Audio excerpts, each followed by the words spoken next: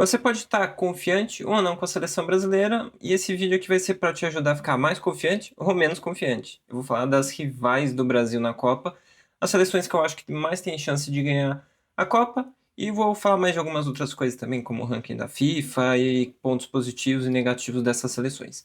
Então vamos lá.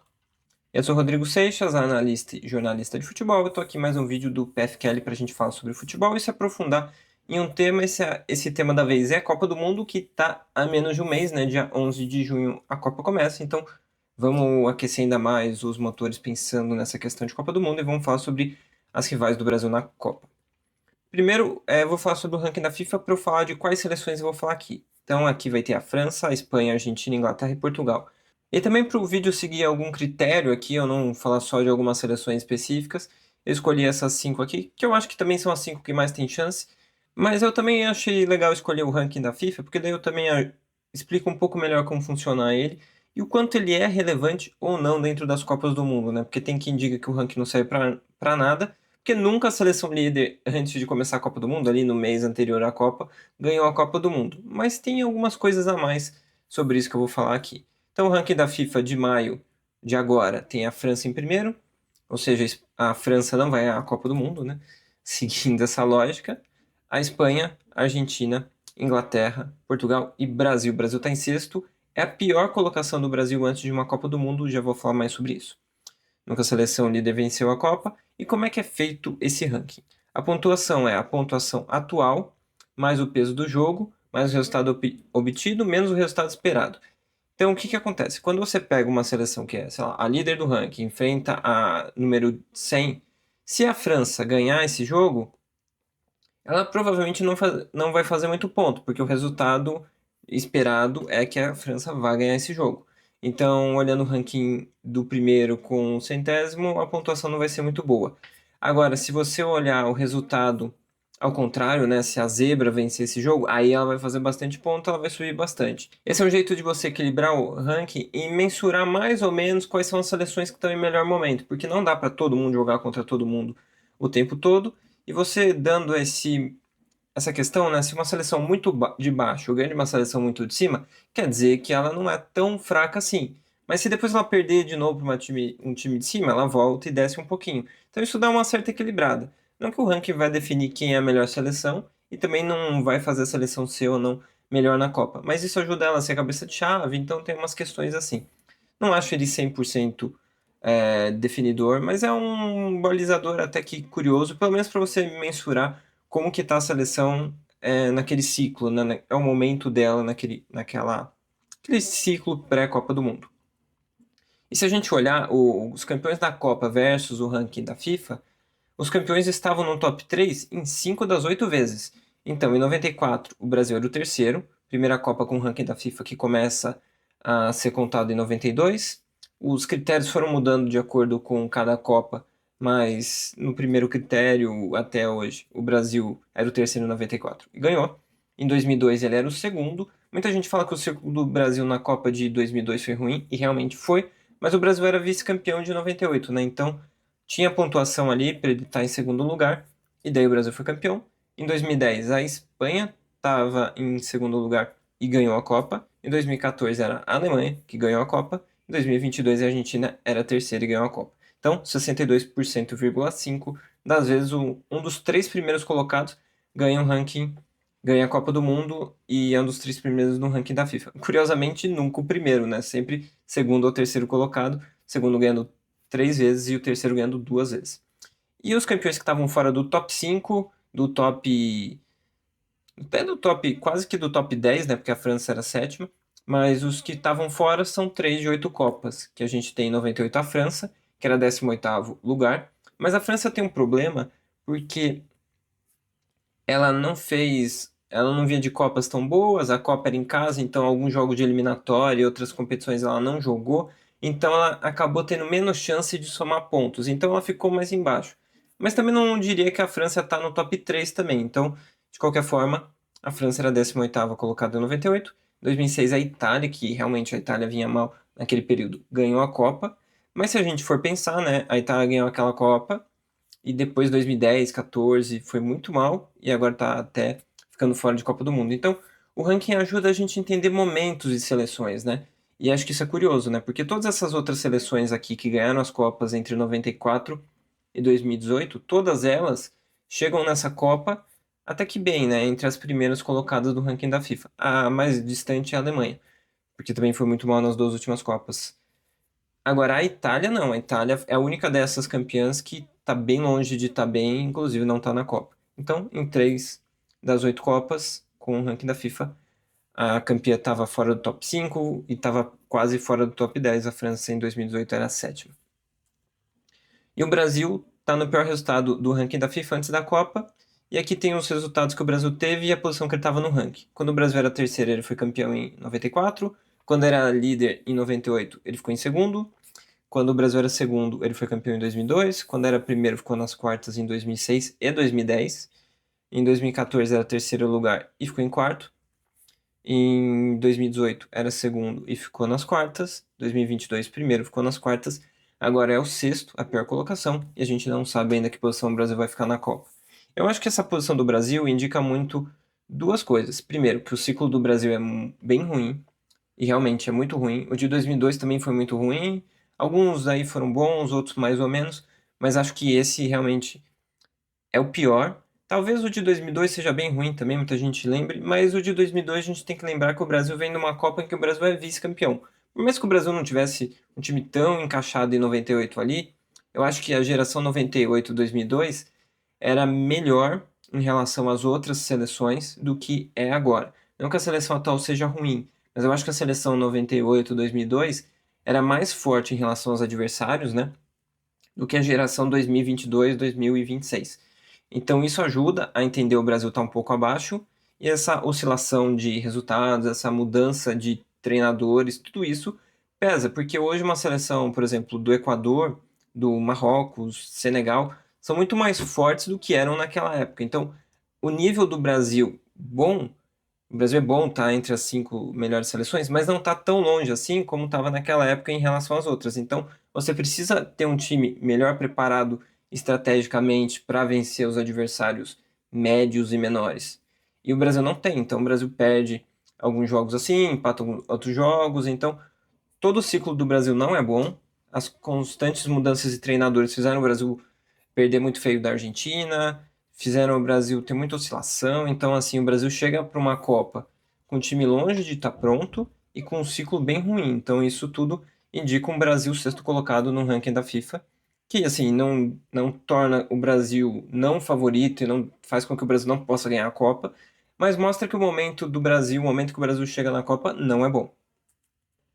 Agora, o que é bom é você seguir o canal, tanto o meu canal quanto o canal do PFQL. A gente fala juntos aqui bastante de futebol. Esse aqui é um vídeo aprofundando em alguns detalhes das seleções da Copa do Mundo, e eu costumo fazer isso sempre analisando jogos, times, treinadores, jogadores. E o objetivo aqui é sempre trazer aprofundar algum tema dentro do futebol. E agora vamos para as seleções favoritas. Vamos começar pela França, líder do ranking da FIFA, atual finalista da última Copa do Mundo, perdeu a final para a Argentina, mas assim, tem um elenco, acho que é o melhor elenco de todos. Acho que nenhuma seleção tem tantos bons jogadores como tem a França. Esse aqui é o time base para a Copa. Ela perdeu o Ekitike lesionado, por enquanto não perdeu ainda nenhum outro jogador tão relevante assim para o time. E é uma seleção que tem como base esse time aqui. Claro que tem várias outras opções, inclusive essa é uma das principais qualidades da seleção. Mas hoje você tem o Manhã, o Gusto, Varane, Upamecano, Theo Hernandez, Rabiot, Tchouaméni, Dembélé, Olise, Doué e Mbappé. Daí você tem o Cherki, você tem o Barcola, você teria o Ekitike que tá machucado. Aliouche eu acho muito bom jogador também, a Cliouche, né? O nome dele é difícil de falar. O Kanté pode ir para a Copa também. Você tem outros bons jogadores em várias funções do campo, né? Eu gosto muito do Condé, apesar de muita gente não gostar, eu acho um bom lateral. Então eu acho que tem uma profundidade de elenco muito grande. Acho que isso já torna por si só a França uma das favoritas. E esse é o principal, o principal não, mas é um dos principais pontos que fazem com que dê para acreditar que a França vai ganhar a Copa. O segundo é muita capacidade de dominar e reagir. Aí vem um ponto interessante que a França jogou contra o Brasil, pressionando alto e muito rápido em transições. Muito bom. Daí depois ela foi jogar com a Colômbia, usou os reservas e teve um time de muita posse de bola e toque. Então eu acho que ela está aos poucos criando uma versatilidade grande de ser dois tipos de equipe. Uma equipe que tem capacidade de jogar em transição e jogar abrindo espaços com posse de bola. Se ela conseguir fazer isso, ela é de fato a favorita para a Copa.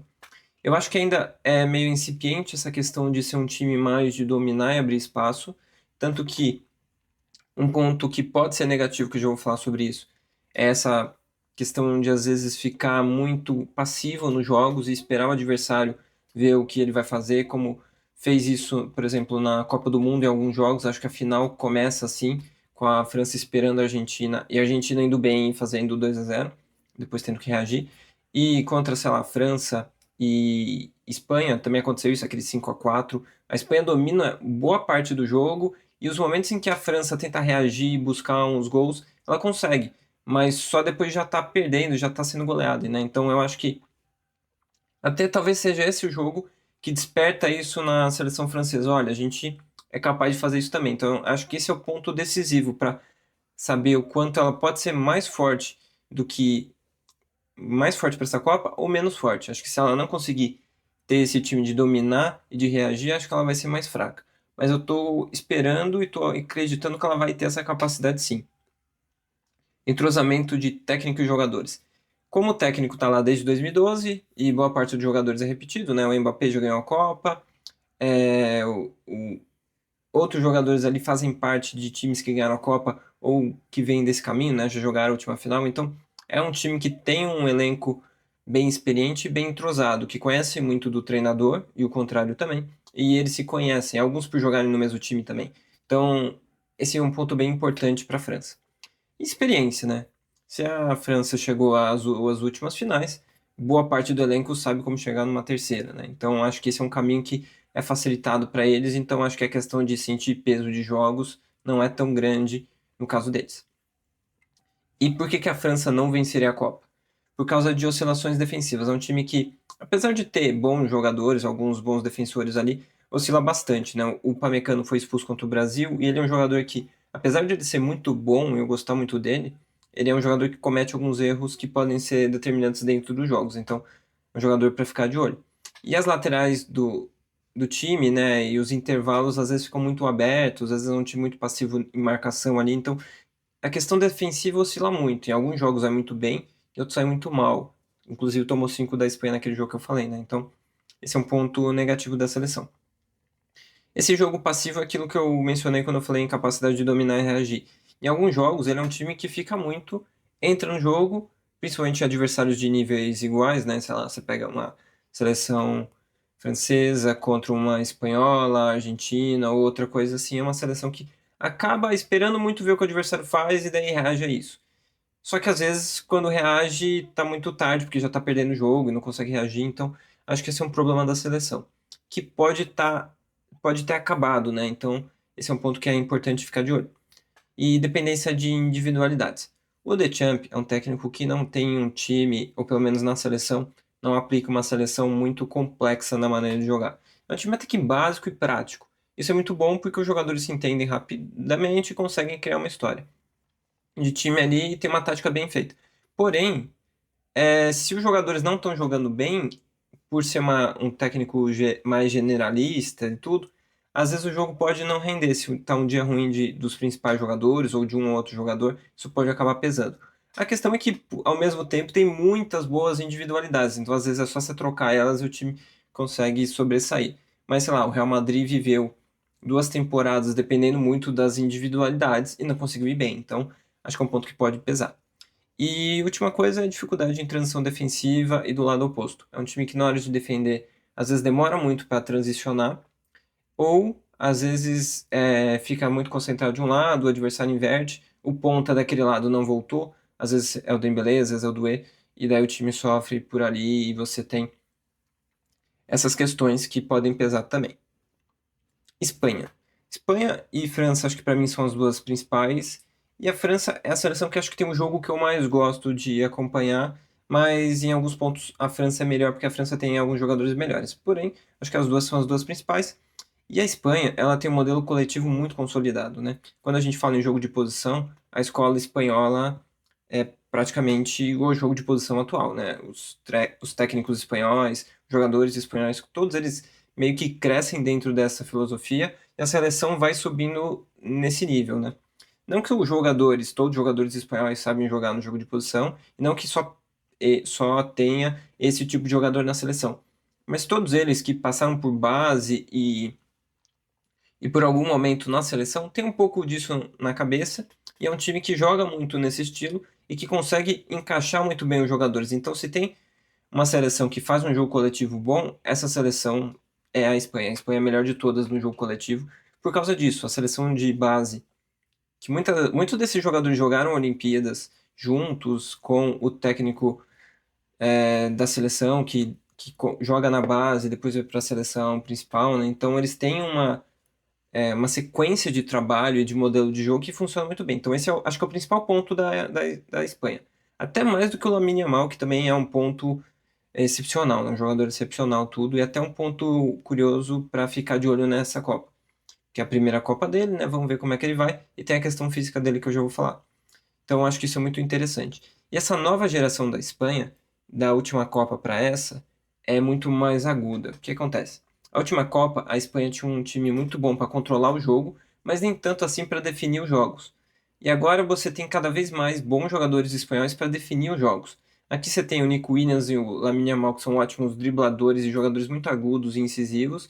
Isso facilita muito você abrir defesas mais fechadas. E foi o que a Espanha teve dificuldade nas últimas Copas, seja 2014, 2018 e 2022. 2022 perde do Marrocos sem conseguir fazer gol num jogo em que, sei lá, trocou 2.000 passes. Não foi 2.000, acho que foi 1.200, eu não lembro agora o número de passes, mas foi mais de 1.000. E foi um jogo que não conseguiu fazer gol. Então agora você tem jogadores muito mais incisivos, né? O próprio Oyarzabal é um jogador que faz muito gol em final. Você tem o Ferran Torres, que eu gosto também. O Dani Olmo, às vezes, tem essa questão incisiva. Então é uma seleção muito boa também. Claro que a principal qualidade acho que ainda é domínio, mas com o Lamine Yamal você ganha essa possibilidade de abrir defesas que não tinha na última Copa. E aqui é algo que eu já falei um pouco, que é o entrosamento, né, entre técnicos, jogadores. Muitos jogadores já se conhecem de base, às vezes de clube, e o técnico, que é o Luis de la Fuente, que já treinou eles na seleção de base, na seleção profissional, então tudo é muito bem encaixado e entrosado. E é uma seleção que acho que não depende tanto assim da individualidade, como é o caso da seleção francesa. Claro que o Lamine Yamal faz toda a diferença, com o Lamine Yamal a Espanha é muito mais forte do que sem ele, mas assim, para o jogo funcionar, eu acho que depende muito mais de vários outros jogadores. Fora o Lamine Yamal, acho que não tem nenhum outro jogador que seja tão importante assim para a seleção e que faça tanta diferença. Talvez só o Pedri, né? O Rodri também não está numa fase tão boa como esteve em outros momentos, mas daí pode jogar o Zubimendi, pode jogar um outro jogador ali. Então acho que a Espanha consegue se sobressair mesmo sem algum outro jogador ali específico. E por que a Espanha poderia não vencer a Copa? Uma coisa que pode pesar, né? E isso pode ser algo decisivo, principalmente numa fase mais decisiva da competição, é se a Espanha não tiver o Lamine Yamal bem fisicamente. O Lamine Yamal se machucou algumas vezes nessa temporada. Ele até deve ir para a Copa, acho que ele vai estar lá na Copa, mas em que condição física, né? Isso não dá para saber agora, a gente vai ter que descobrir ali na hora, mas isso pode pesar, porque se ele chegar numa Copa sem uma condição física boa para poder desempenhar, a qualidade espanhola cai bastante. Erros defensivos. É uma seleção que, defendendo em bloco baixo, ela não é tão boa. Então é uma seleção que controla muitos jogos com a bola e se defende melhor com a bola em campo alto do que baixo sem a bola. Então, em alguns momentos, se você conseguir empurrar a Espanha para trás e atacá-la em bloco baixo, você vai encontrar espaço. E também em transições, nem sempre, até por jogar com a linha muito alta, você deixa bastante campo. Então, se você acertar nas transições, você pode fazer gol. Inclusive, o Brasil fez gol na Espanha desse jeito, né? Então acho que é um ponto para ficar de olho, mas é aquela coisa, né? Todos os times têm pontos fracos, o da Espanha é esse, que acho que pode ser determinante em algum momento da Copa ali, nesse sentido. Copas ruins e inexperiência. Tem alguns jogadores ali que não são tão experientes, como é o caso do Lamine Yamal e outros jogadores. Então, isso acho que é um ponto que pode pesar em algum jogo mais decisivo. Não parece ser o caso do Lamine Yamal, que ele pega jogos decisivos e joga melhor que jogadores experientes, né? É um jogador que tem se mostrado muito interessante nesses jogos. Mas tem outras posições que não, então esse talvez seja um ponto que possa pesar.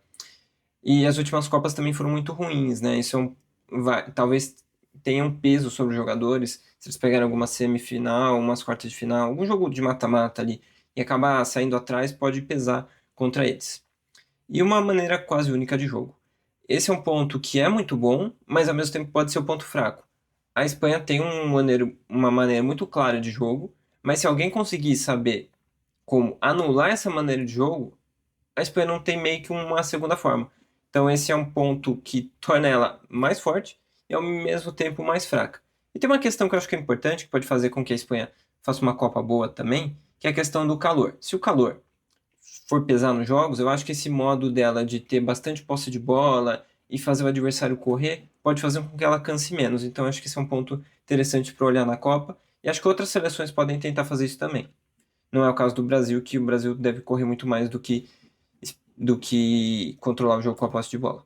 Argentina, atual campeã do mundo, chega para Copa buscando um bicampeonato. O bicampeonato faz um tempinho que não acontece, né? A última vez que uma seleção foi bicampeã foi com o Brasil em 58 e 62. Então, esse é um ponto que pode pesar contra a Argentina, que normalmente o time campeão tem essa dificuldade na Copa seguinte, né? Então, tem um pouco essa questão que pode pesar contra, mas eu vou falar sobre isso. Então, por que que eu acho que a Argentina pode ganhar a Copa? Por causa da mentalidade e experiência competitiva que o elenco tem. Basicamente, todo o elenco ganhou a Copa do Mundo, né? Boa parte do elenco é o mesmo da última Copa, então é basicamente a mesma base da última Copa.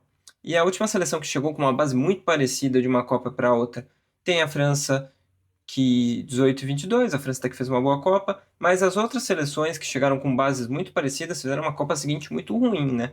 Você pega o Brasil 2006, Copa muito ruim, a Espanha em 2014, Copa muito ruim, a Alemanha 2018, Copa muito ruim, alguns mais, outros menos, mas quem tentou copiar muito o modelo, mantendo técnico, fórmula e tudo mais, acabou sofrendo. Porque o futebol muda, porque às vezes o técnico acaba escolhendo jogadores que já estão mais velhos e eles acabam seguindo.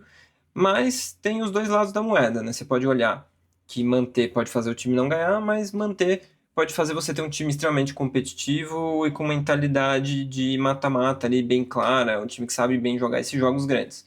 E não dá pra dizer que a Argentina não sabe, né? Acho que o último jogo grande da Argentina foi contra o Brasil e a Argentina ganhou de 4-1, né? Até por isso, a Argentina chegou como uma das favoritas para a Copa. Mas tem essa outra questão aí. Entrosamento da Argentina, assim como as outras duas seleções, é muito bom por manter toda essa base de ciclo. Então, esse é um ponto sempre importante para qualquer time de futebol. Capacidade de adaptação, isso eu acho que é um ponto muito interessante. E é um dos pontos que fez a Argentina ganhar a última Copa. O Scaloni, que é o técnico da Argentina, ele tem uma noção muito boa de criar estratégias específicas para cada jogo com os jogadores que ele tem em relação ao adversário. Então, na última Copa, ele foi mudando o sistema, foi mudando o posicionamento e foi ganhando a Copa assim. Então, esse é um ponto muito importante que eles podem usar para ganhar essa Copa mais uma vez e acho que é um ponto muito legal e que funciona muito bem para esse time. Acho que das outras seleções que eu mencionei, essa, pelo menos na última Copa e nos últimos momentos, foi a seleção que mais mostrou essa capacidade de adaptação com o adversário.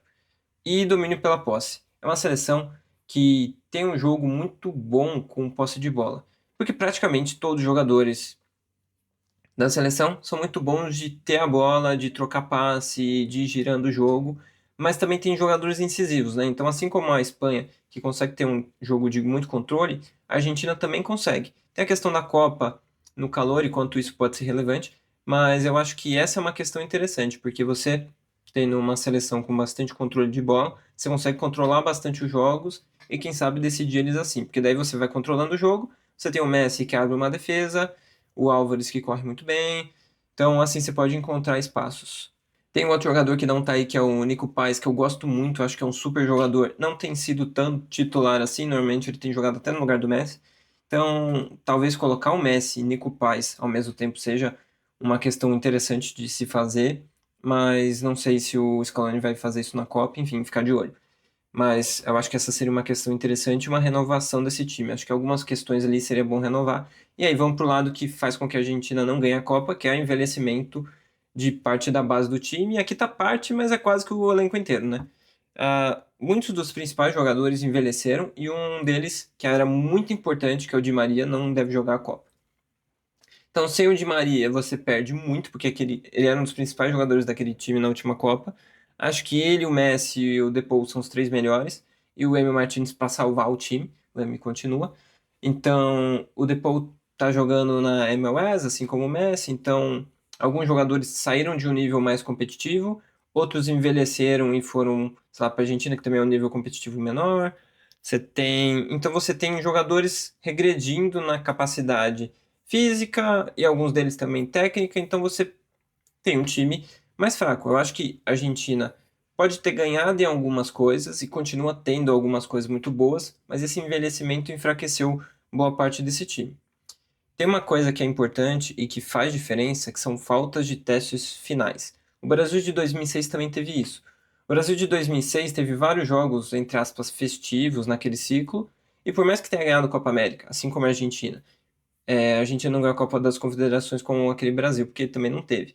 Mas tem algumas semelhanças, assim, e a gente lembra da Copa do Brasil de 2006 que foi muito ruim, né? Então, acho que é um ponto para ficar de olho em como essa falta de teste pode ser importante, porque a Argentina foi jogar com, sei lá, a Mauritânia, com seleções da América Central e de alguns lugares que não tem nenhum poder competitivo. Então, a Argentina não foi tão testada. Acho que a última vez que a Argentina foi testado foi aquele jogo com o Brasil e na Copa América, então faz um tempinho. E a finalíssima que teria com a Espanha, e eu acho que a Espanha ia ganhar aquele jogo, e não teve, então a gente não viu esse embate para medir melhor a força da Argentina, por causa da.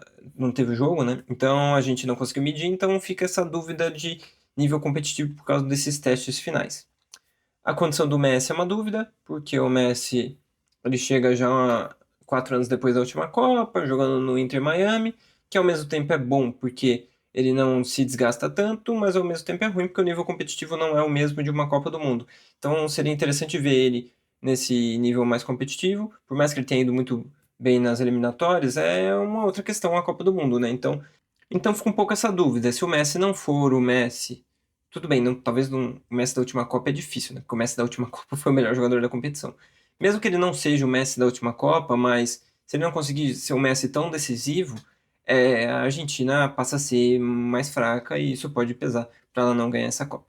E uma outra questão que são as fragilidades no elenco que já teve na última Copa e nessa pode fazer mais falta.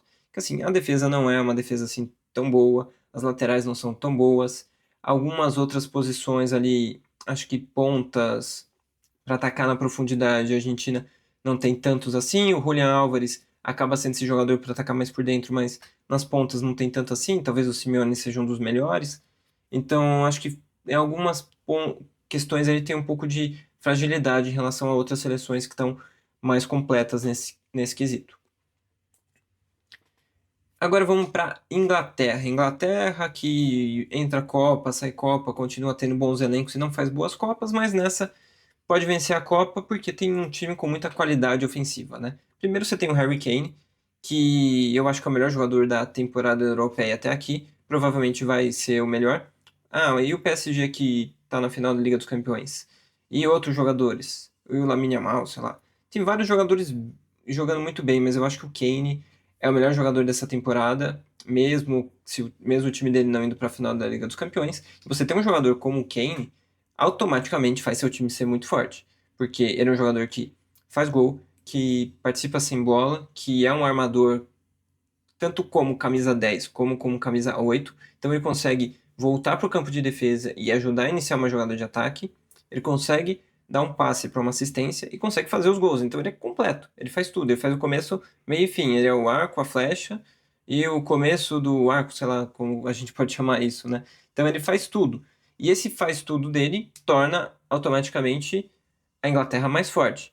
E daí, claro, você tem o Saka e o Madueke que são bons dribladores, o Rashford e o Gordon que são jogadores de muita capacidade física e aceleração. Você tem o Cole Palmer que eu gosto muito também e o Phil Foden que tem algumas características parecidas, por mais que a temporada dos dois não seja assim tão boas. O Eze que tem uma temporada boa pelo Arsenal e também pode ajudar bastante ali. Então, ofensivamente, é um time bem interessante.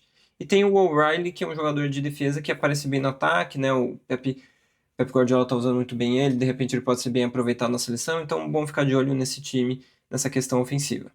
E o elenco profundo é interessante, porque você tem uma seleção que tem muitas opções, tanto que eu coloquei aqui vários possíveis times titulares, porque Primeiro que esse é um ponto ruim da seleção que eu já vou falar, acho que não tem um time tão pronto, mas ao mesmo tempo você tem muitas opções.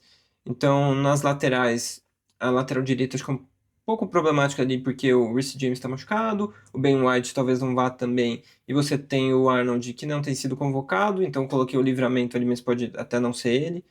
E de repente você pode jogar com até com, sei lá, o Konsa ali e um outro zagueiro. Então os zagueiros também tem várias opções. Então eu acho que é uma seleção que tem um elenco muito completo. E se você souber como manejar esse elenco, você consegue manter um 11 titular e uns 5 jogadores para entrar muito fortes. Então eu acho que é uma seleção que, principalmente numa Copa em que vai ter calor e pode ter um cansaço ali por serem 8 jogos, enfim, de uma temporada europeia e uma Copa um pouco mais longa, se eu usar esses 5 substituições para manter o time forte, pode ser bem interessante no caso da Inglaterra.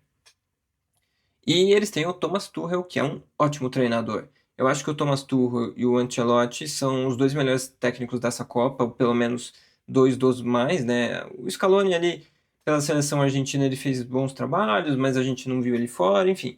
Acho que esses são dois dos melhores técnicos da Copa, né? O Ancelotti e o Tuchel. E o Tuchel, se ele conseguir fazer o que ele já fez em outros times, eu acho que ele consegue fazer um time muito forte para ganhar essa Copa. E é uma seleção que tem bastante poder em bola parada, né? O Rice é um bom batedor de falta, tem outros jogadores que cobram bem escanteio também, como o Saka, e bons cabeceadores também, não só o Kane, tem outros jogadores importantes ali, então acho que é um time que pode muito bem, às vezes, ser um time meio chatinho e ganhar o jogo com um gol de bola parada. Então acho que seleção que pode ir bem na Copa nesse ponto. E não vai vencer a Copa por alguns motivos, um deles eu acho que é um time muito incompleto taticamente. O Southgate ficou alguns anos na Inglaterra, ele saiu, veio o Thomas Tuchel, e o Thomas Tuchel ainda não tem um time. Ele já trocou bastante, tem algumas dúvidas. Aqui o sistema está em 4-2-3-1, mas talvez nem jogue assim na Copa. De repente ele até pode usar 3 zagueiros. O que a gente tem é uma seleção muito incompleta ainda. Tem uma seleção inglesa que vai chegar na Copa incompleta, e se ela não ficar completa durante a Copa, né, ou se ele não achar um time durante a Copa, é provável que não faça bons jogos e é provável que não ganhe a Copa. Então, esse é o primeiro ponto, eu acho que o mais relevante. A pressão de jogos decisivos é algo que sempre pesa na Inglaterra, porque a Inglaterra é a seleção que desde 66 não ganha nada, e desde 66 ela, toda vez que tem um time um pouquinho melhor, chega num jogo mais decisivo, perde. E isso, obviamente, pressiona os jogadores que perdem a Eurocopa em casa, que perdem vários jogos, às vezes com adversários mais frágeis, porque essa é uma pressão que existe, né? Tem o futebol is coming home, em que eles cantam lá os ingleses, mas ele nunca chega em casa, porque toda vez que chega um jogo mais decisivo, talvez antes, numas quartas, numas oitavas, numa semifinal ou na final, mas uma hora o time acaba perdendo. Então, isso é um peso que todo jogador inglês vai carregando nos últimos anos e isso sempre pesa. Então, isso pode até não ser relevante durante a competição, mas normalmente acaba sendo algo a se pensar da seleção inglesa e vamos ver se nessa competição isso também vai fazer sentido ou não. E se o time está incompleto, você oscila muito o desempenho. Então acho que hoje os dois principais jogadores desse time são o Rice e o Kane, e se eles não estão em um bom dia ou se eles não podem jogar, o time não faz bons jogos ou oscila muito o desempenho. Apesar de ter outros bons jogadores. Então, essa é uma questão importante ali para ficar de olho também. E a qualidade abaixo menos dos melhores momentos. Essa é uma seleção que, com o Southgate, conseguiu chegar em finais. Na última Eurocopa, eles foram para a final, mas não é um time brilhante. Nunca foi com o Southgate, apesar de finais, semifinais e competições interessantes. Nunca foi um time brilhante. Era um time burocrático, que às vezes se defendia, ganhava de 1-0, tinha um Kane decidindo algum jogo, uma jogada de bola parada, mas assim um time bem pragmático, bem prático, burocrático, que, apesar de ter muitos bons jogadores, não apresentava um futebol brilhante. Até por isso o Southgate, apesar de ter feito alguns resultados diferentes, né, alguns bons resultados, acabou não ficando como técnico. E agora vamos para a última seleção aqui, vamos para Portugal. Portugal eu acho que é uma seleção muito boa também, uma geração muito boa, uma das melhores gerações da história de Portugal, sem dúvida. Se o Cristiano Ronaldo tivesse numa mais jovem, aí seria mais forte ainda e ela ia estar entre as três ali, talvez até na frente para ganhar essa Copa. E vamos pensar o que pode fazer ela vencer a Copa, é uma geração muito talentosa. Acho que esse é o principal. A seleção ela tem bons jogadores em todas as posições e um time bem equilibrado e de forças. Então acho isso muito interessante. E por meio disso, ela tem um equilíbrio muito grande de qualidades e um meio de campo muito forte. Vitinha, João Neves e Bruno Guimarães são três dos melhores meias do futebol atual. Eles são muito bons. Além disso, você tem o Bernardo Silva e alguns outros bons jogadores. Então, é um time que tem uma qualidade muito boa de jogadores e muita capacidade de controlar os jogos. Então, isso, numa Copa, de novo, vou falar isso aí, mas uma Copa no calor pode ser importante. Mas, de qualquer forma, isso é sempre importante no futebol, porque você consegue controlar muitos jogos pelo meio de campo. E times que têm bons meio de campo normalmente são bons times. E é curioso que esses três ainda se completam, porque o Vitinha é aquele metrônomo, camisa 6 europeu que vai trocando passes, participa de várias posições do campo ali, né? E ajuda muito o time a fazer o jogo. O João Neves, que com o trabalho de formiguinha ali, tá em todos os lados do campo, é muito ágil, consegue roubar muita bola, entregar bem pros companheiros e fazer o jogo andar. Ele pode jogar de lateral direito também, daí você coloca um outro meia ali. Enfim, é um jogador muito bom. Eles são dupla. Dupla, na verdade, eles fazem um trio lá, né? Mas eles jogam juntos no PSG, então isso ajuda bastante. E o Bruno Guimarães, que além de fazer gol, é muito, muito bom em assistência, seja em bola parada, seja em bola rolando. Ele sabe exatamente como dar um passe para gol, então isso ajuda muito, obviamente. E isso é um ponto importante. E bons resultados. A Portugal passou muito tempo sem ganhar nada. Daí chegou na final em 2012 da Eurocopa, não ganhou, depois em 16 ganhou, e a seleção portuguesa ela passa a ser uma seleção que ganha campeonatos, né? Ela ganhou a Nations League de 2019 e de 2025, então ela ganhou duas Nations, então é uma seleção que tá conseguindo competir. O Roberto Martinez eu acho que é um bom técnico também, consegue dar uma questão competitiva para esse time, que tem jogadores que são bastante vitoriosos nos clubes deles, né? Então você tem o Rubem Dias que no City ganhou muita coisa, o Nuno Mendes que no PSG junto com o Vitinho e o João Neves ganharam muita coisa. Bruno Guimarães até não ganhou tanto assim, porque ele joga no Manchester United, mas que tem bastante tempo no futebol, então ele também tem uma experiência boa. O Bernardo Silva pelo City, o Cristiano Ronaldo que ganhou muita coisa. Então você tem o Gonçalo Ramos que também é do PSG, né? Então você tem jogadores bem importantes que sabem participar de jogos decisivos. Inclusive, é um time bom em jogo decisivo contra time forte.